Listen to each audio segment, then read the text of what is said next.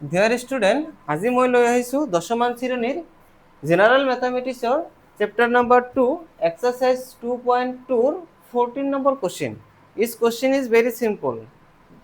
যে যদি কোশ্চেনটো কি আছে, যদি বহুপদ k x square plus 2x plus 3k শূন্য দুটাৰ যোগফল আৰু পূৰণফল সমান, মানে এই বহুপদটোৰ যে দুটা শূন্য আছে সেই শূন্য দুটাৰ যোগফল আৰু পূৰণফল কি আছে, সেম আছে, সমান আছে, তেন্তে কে এৰ মান বাহিৰ কৰিব লাগে। কে এর মান হলো এই যে ইয়াত যে কে চাইছা বা ইয়াত যে কে চাইছা, এই কে এর মানটো কি কৰিব লাগে, উলিয়াব লাগে।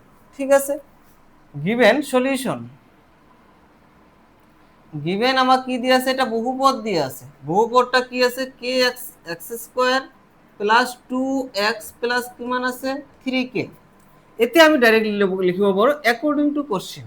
অ্যাকৰ্ডিং কোশ্চেনটো মানে কি আছে, শূন্য দুটাৰ যোগফল, শূন্য দুটাৰ যোগফল সমান সমান, যেহেতু সমান শূন্য দুটার কি হব, শূন্য দুটার পূরণফল, শূন্য দুটার যোগফল আর শূন্য দুটার পূরণফল আর সেম। দেন শূন্য দুটার যোগফলের ফর্মুলাটো কি আছিল, মাইনাস বি বাই এ, আৰু শূন্য দুটাৰ পূৰণফলেৰ ফৰ্মুলা আছিল আমাৰ কি, সি বাই এ। আমাৰ এ আৰু এ দুয়োটা মিলি গৈছে, গতিকে এ আমি কি কৰিব পাৰো, কাটি দিব পাৰো। গতিকে ইয়াত থাকিল কি আমাৰ মাইনাস বি, আৰু ইয়াত কি থাকিল, সি থাকিল। এতিয়া আমি বহুপদটোত চাম ভি মানে কিমান আছে, ভি কাৰ আগত থাকে, এক্সৰ আগত থাকে।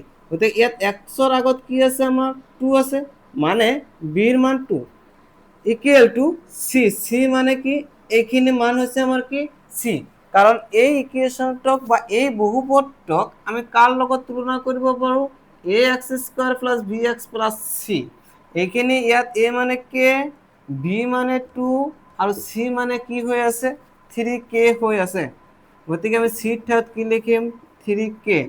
এই 3 এফালে পূৰণ আছে, এফালে হলে কি হ'ব, হৰণ হ'ব, অৰ্থাৎ 2/3 ইকুৱেল টু k। এইটো আছিল আমাৰ নিৰ্ণয় সলিউশন। কে এৰ মান উলিওয়া, গতিকে কে এৰ মান কিমান আহিল, -2/3। ওকে।